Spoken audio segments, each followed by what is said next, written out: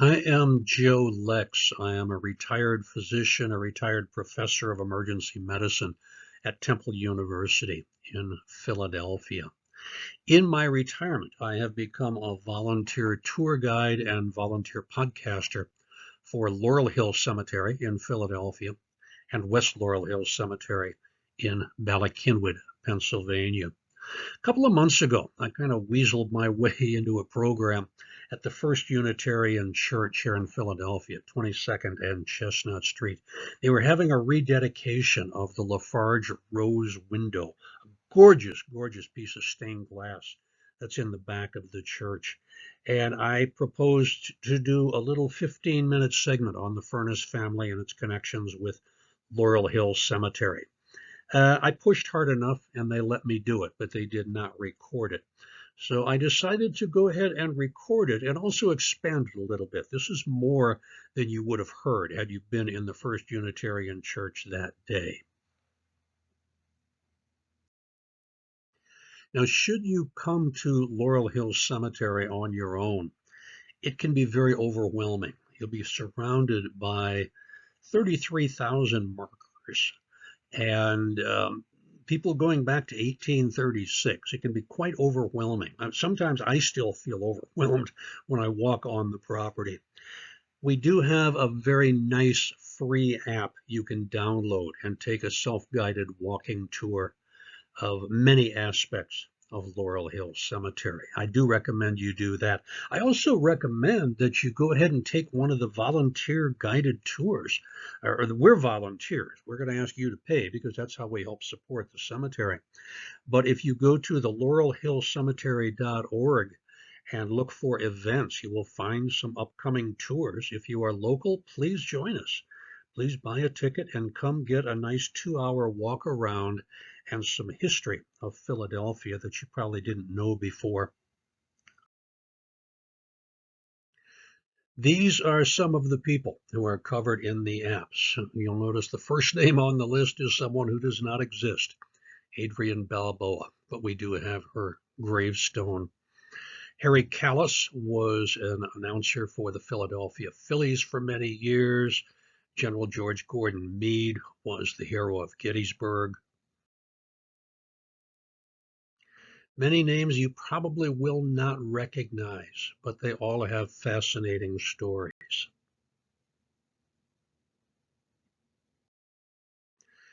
The family I want to talk about today is the Furness family at Laurel Hill Cemetery.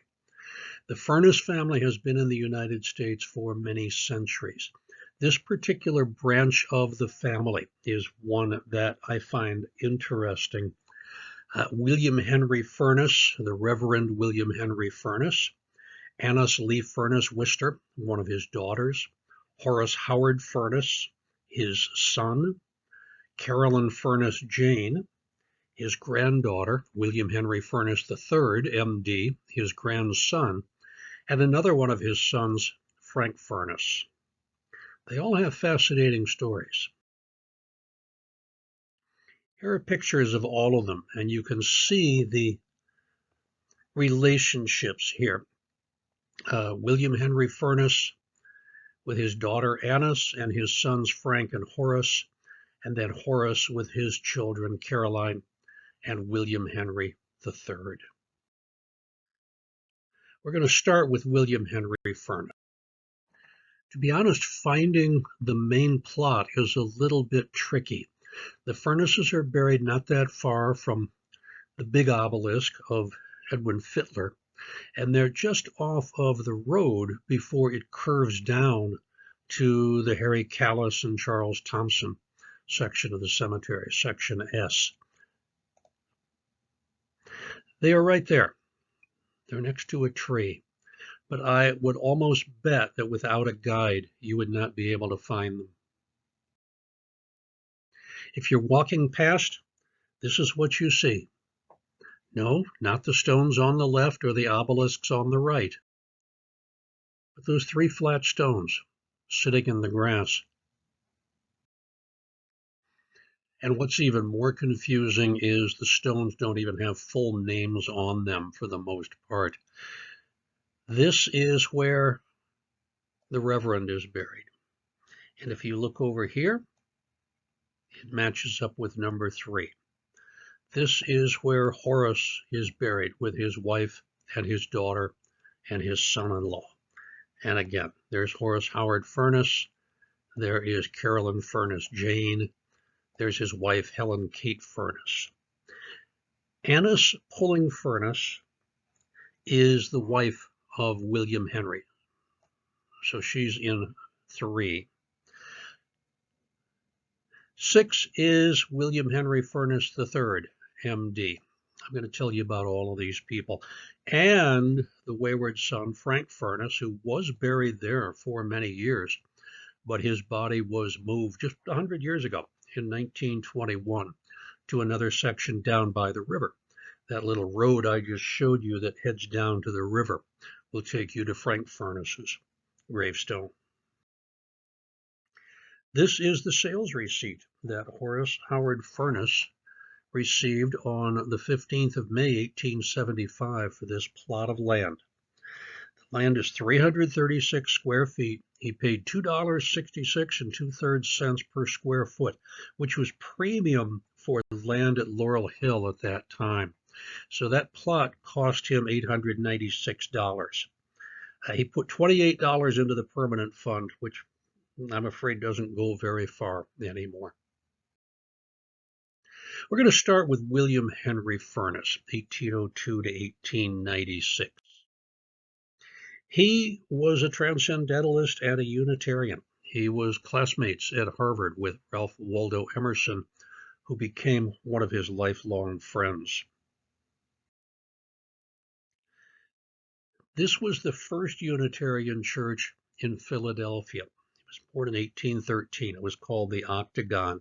It did not have an official pastor. This was the second Unitarian church at 10th and Locust, built in 1828. This is the church that William Henry Furness was pastor for 50 years. He took the position in 1825.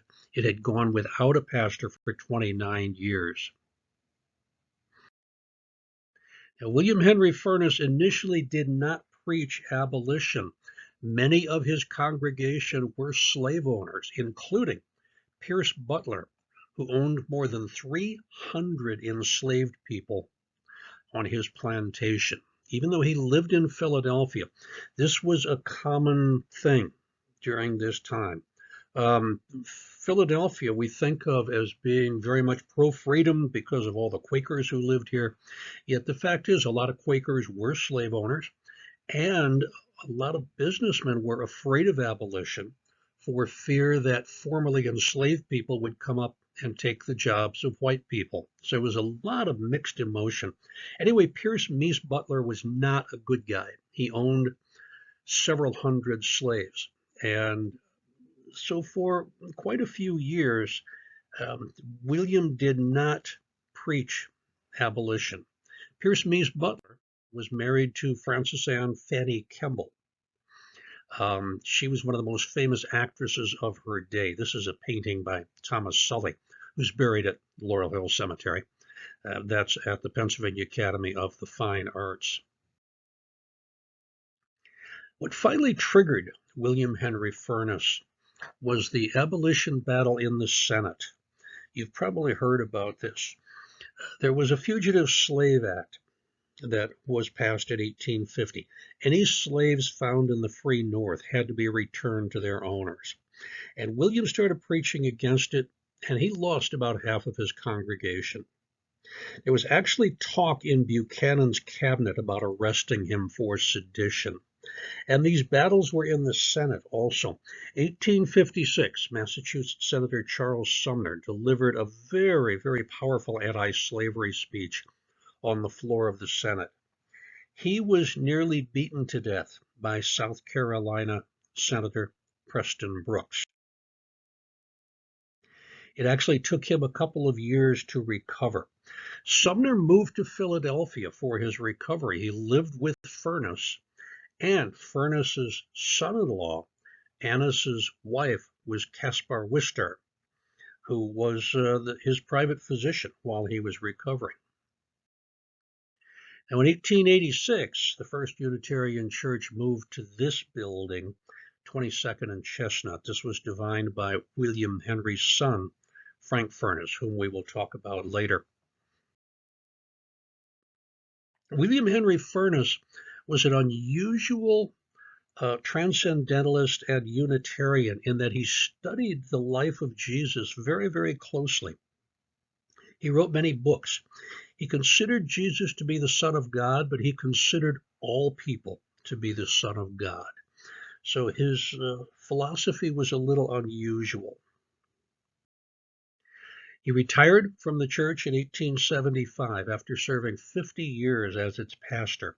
And he lived another 21 years after he died. This painting, done late in life by artist Cecilia Bow, who is buried at West Laurel Hill Cemetery in Bala Cynwyd. The painting is located at the First Unitarian Church in Philadelphia. It's just on a wall in a side room. I encountered it several months ago when I gave a talk at this church.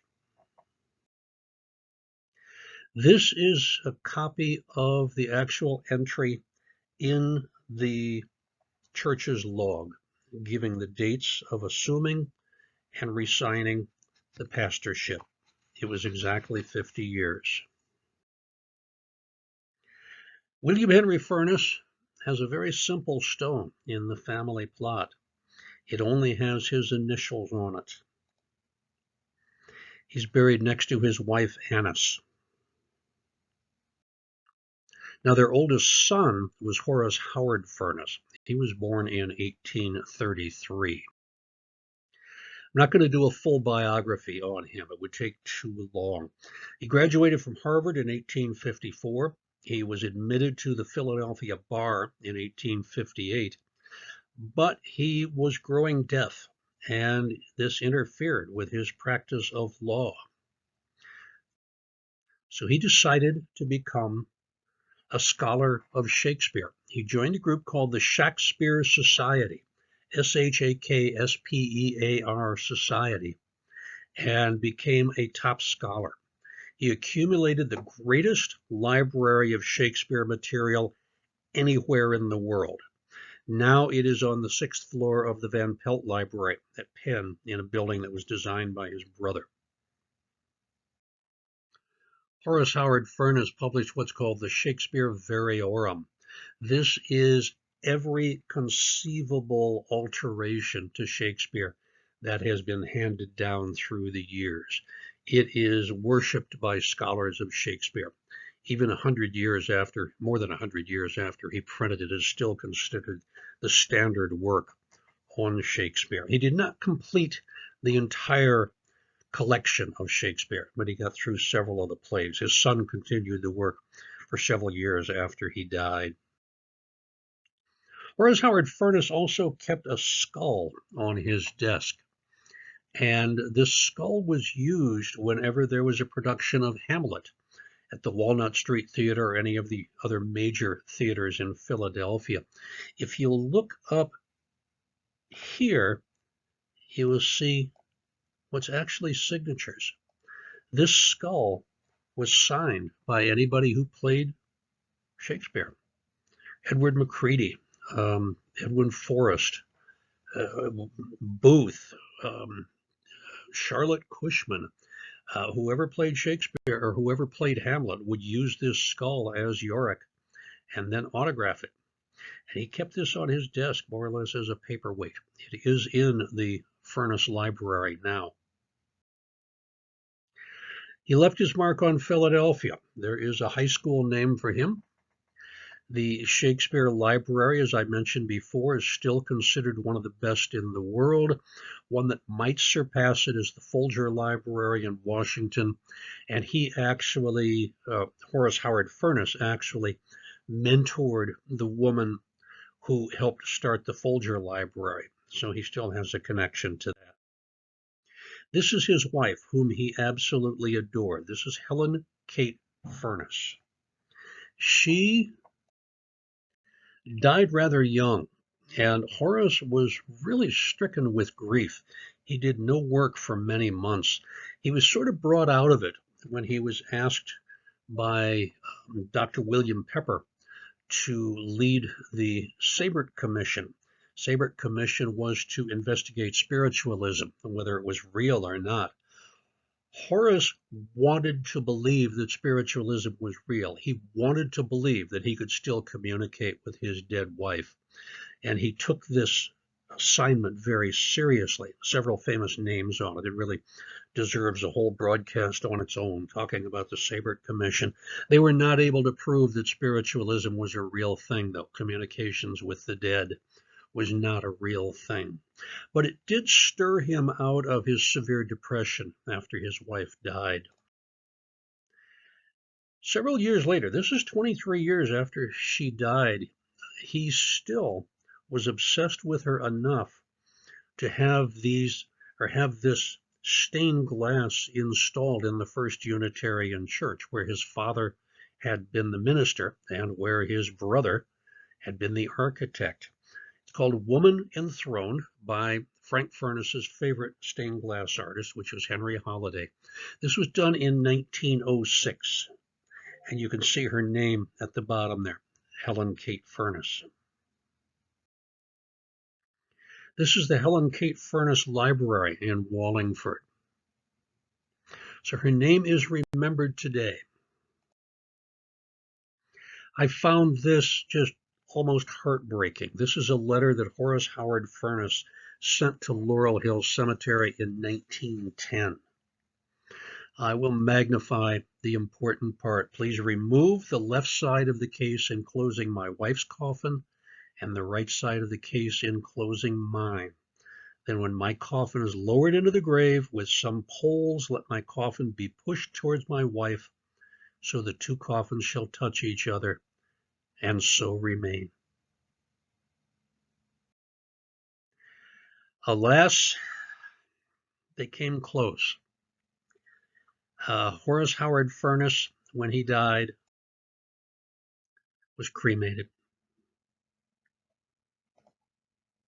Ashes cremated. But, as you saw from that illustration before, they did put his cremains right next to his wife's coffin, as he requested. Helen Kate Rogers Furness, that's the HKF. Horace Howard Furness, that's the HHF. Buried next to each other as he requested. Next, Caroline Furness Jayne. She was the daughter of Horus, and she married Horace Jayne. Horace Jayne was a physician who was independently wealthy. His father had invented a vermicide, an anti-worming medicine, patent medicine. It made a lot of money, and Horace Jayne was able to live on that. But he was also a respected physician at Penn. Now, Caroline was the youngest daughter of Horace Howard Jayne, born in 1873. She went to Agnes Irwin School. She grew up on Washington Square in her father's house. When she married Horace Jayne, they lived in this house, which was designed by her uncle, Frank Furness. Horace Jayne, as I said, was a zoologist and educator. He was many years older than her also. He was probably 15 years older than she was. This house is at 19th and Delancey. It's on the National Register of Historic Places. Caroline did not just live on her laurels and her husband's money. She studied ethnology, and she became the world's expert at something. Children's string hand games, cat's cradle. She discovered this is a universal language among people, and many ethnologists have discovered exactly the same thing, that if you go into a village where you do not know the customs and you do not know the language, simply by starting a game of cat's cradle with some children watching, they will jump in and they will participate, and they will show what they know of Cat's Cradle. It is that universal. She published what I think you have to consider the text of Cat's Cradle. This is available online at no charge in PDF format. String Figures and How to Make Them by Furness Jayne. Unfortunately, she got very sick very young. She died of typhoid fever, although when you look at the death certificate, it says contributory perforation of the ileum. That's more than contributory. That's a death sentence in itself. This is her burial certificate, and you see she was only 35 years old.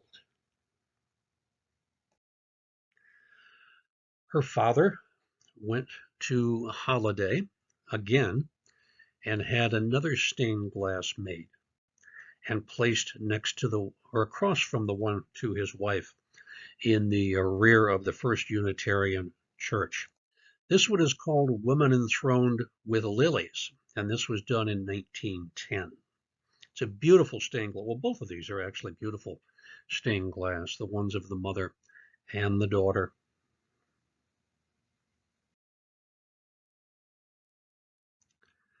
There is Carolyn Furness Jayne, buried next to her husband. Another one of Horace's children was William Henry Furness III, M.D. William Henry Furness III was born in 1866. He attended St. Paul's, 1883, Harvard University, 1888, and Penn Med, class of 1891. The class of 1891 may be familiar to you if you know about this painting. This is called the Agnew Clinic. David Hayes Agnew was a favored surgery instructor at Penn, and the class of 1891 commissioned Thomas Akins to do his painting for $750, believe it or not. He is in this painting. William Henry III is in this painting. He is the guy in the back row with his head turned 90 degrees. So that shows you he's a little bit odd. Yes, he practiced medicine, but like his sister, he also became an ethnologist. He made many expeditions to Southeast Asia and Oceania, and he wrote about the Wab people and their use of stone money. During his travels, he became one of the most heavily tattooed men in the Western Hemisphere. When he practiced medicines, of course, he had his long sleeves on. I do not know whether this covers his legs also. I assume it does, but Victorian sensibilities would not allow pictures of his legs. This is the only photo I could find showing some of his tattoos. And when he died, he actually got his name on his stone.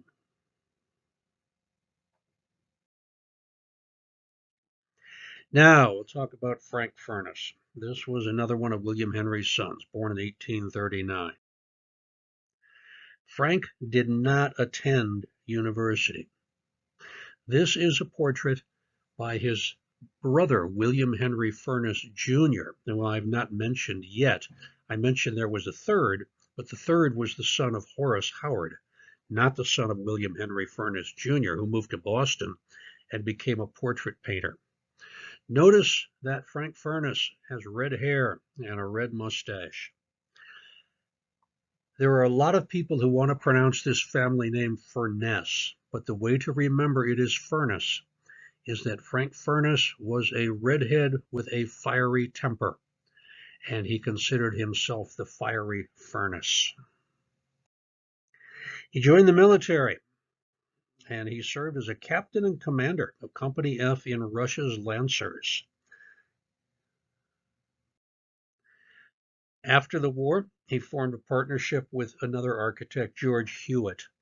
Unfortunately, he created more than 600 buildings in his life, and they fell out of favor post-Victorian era, and so many of them were destroyed. It is sickening.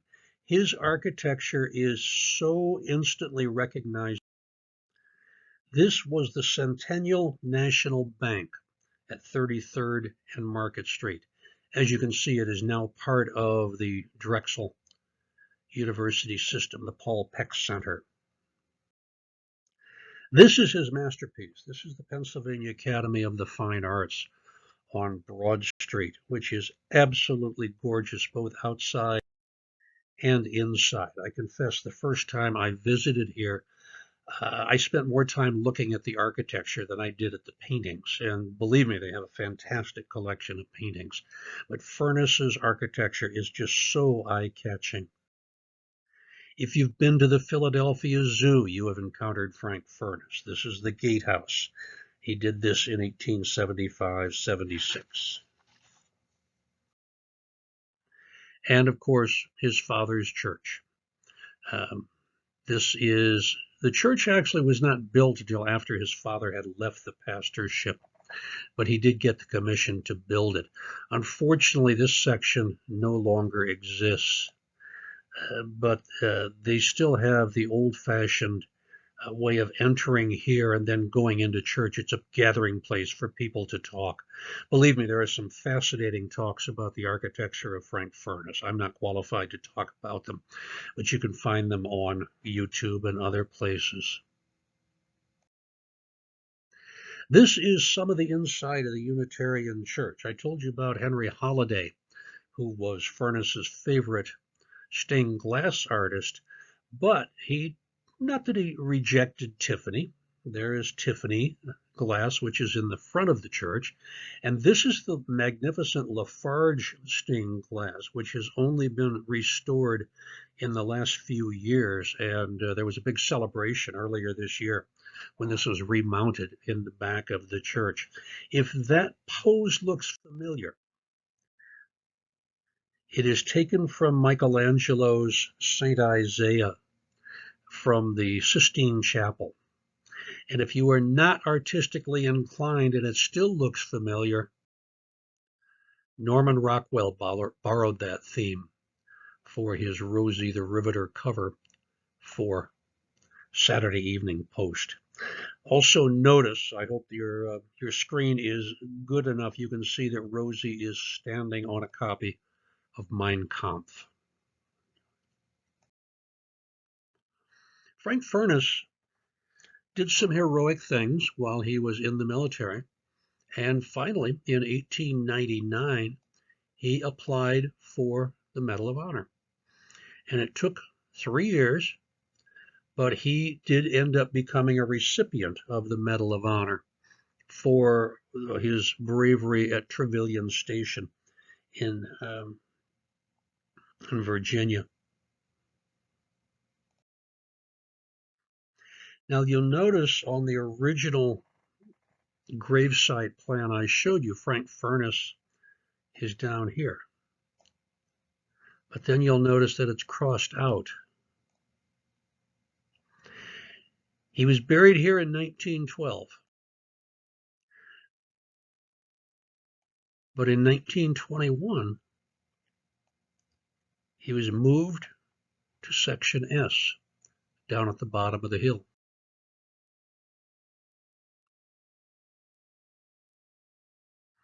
He received an official military tombstone from the United States Army. It was a big deal when this happened in 1990.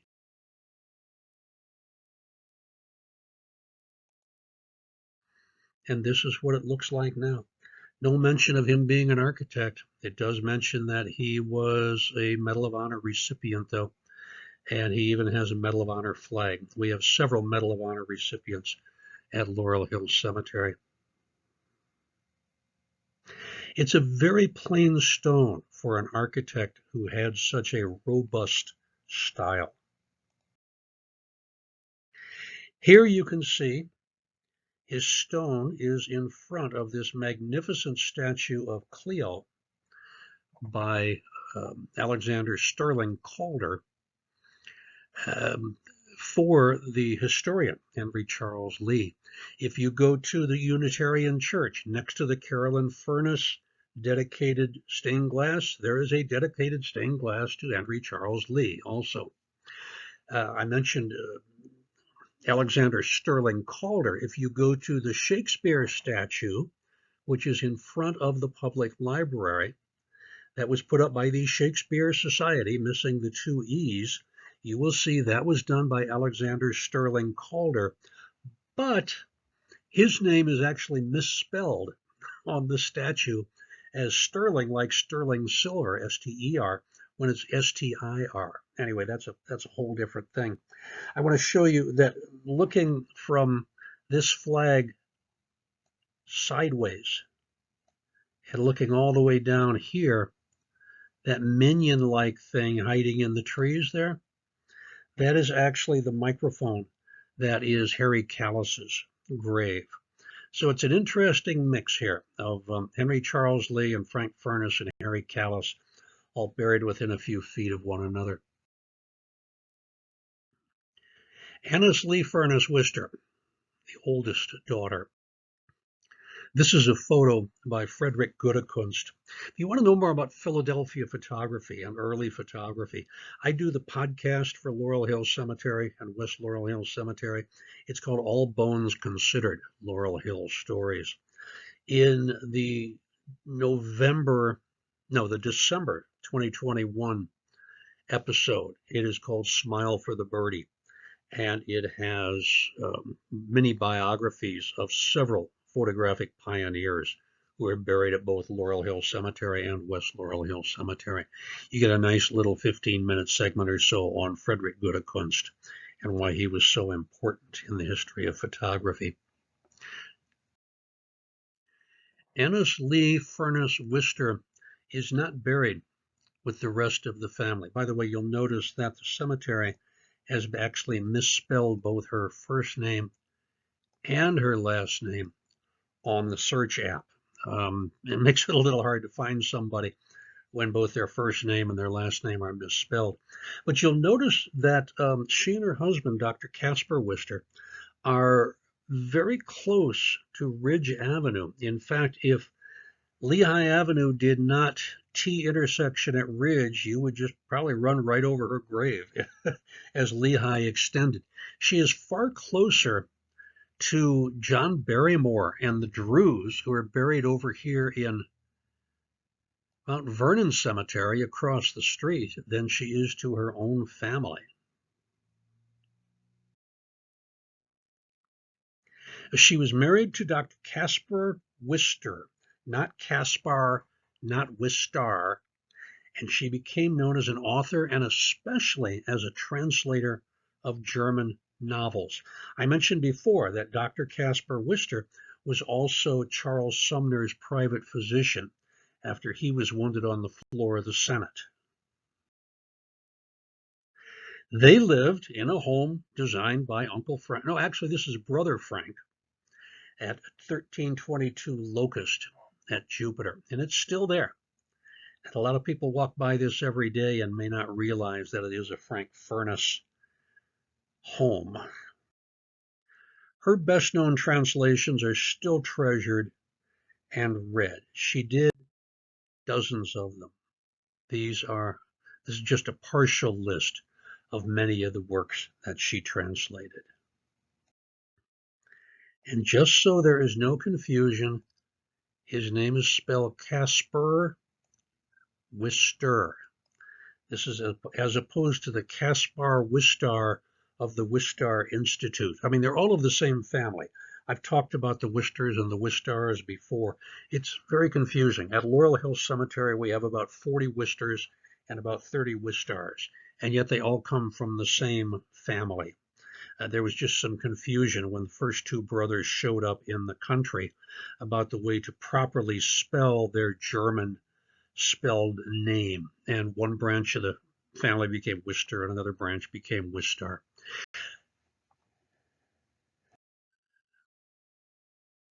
This is Annis Lee's burial certificate. You'll see that she too was cremated and placed in the same grave as her husband, Caspar. I hope you enjoyed this.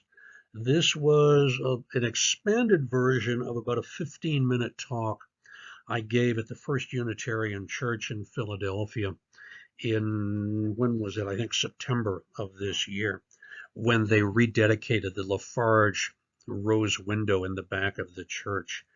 And it was fun putting together. As a volunteer tour guide at Laurel Hill Cemetery, I do have access to things like burial cards, which I think makes talks like this a lot more interesting, especially when I encounter something like that letter from Horace Howard Furness instructing exactly how he wanted his remains to be placed in the grave. Anyway, if you like what you heard, I've done some other things. I do a monthly podcast for Laurel Hill Cemetery and West Laurel Hill Cemetery together called All Bones Considered, Laurel Hill Stories. That usually has biographies of 3 or 4 people in it. Then I do a little mini podcast in the middle of the month called Biographical Bites from Bala, West Laurel Hill Stories. Bala is Bala Cynwyd, which is the location of West Laurel Hill Cemetery. I only cover one person in that. It's usually about 20 minutes, but I think you'll still have fun listening to it. You can listen wherever you get your podcasts, Apple, Stitcher, Podbean, so many other places. Do not be fearful of podcasts if you are my age. They're the easiest thing in the world to listen to, and it's like being able to take a class whenever you want to. If you have any questions, that's my name, that's my email address, joe@joelex.net. I'd love to hear from you. Also on YouTube, some other things I have done. I've done All Bones Considered general tours of Laurel Hill Cemetery, both in Volume 1 and Volume 2. I did a 30-minute video podcast on the artist A.B. Frost and his family. And I've done an hour-long, it's not related to Laurel Hill Cemetery except indirectly, but it's called The Wound That Killed Lincoln. You can go to my username, JRLexJR, and that might help you locate these, along with some other stuff that I posted on YouTube. So thank you for listening. I invite you to become a member of the Friends of Laurel Hill and West Laurel Hill Cemeteries. That is how we keep the place going right now, by giving tours to people. We have a gift shop. For now, the website is thelaurelhillcemetery.org. There will be a change in the next couple of months, so it's possible by the time you're watching this, the website will have a new URL. If that happens, I'll try to get back on here and remind people that it has changed. Anyway, I hope you enjoyed this. Let me know what you think, either in comments down below. If you listen to the podcast and you like it, please leave a review. And I'm always open to comments, questions, suggestions. joe@joelex.net is my email. Thank you very much.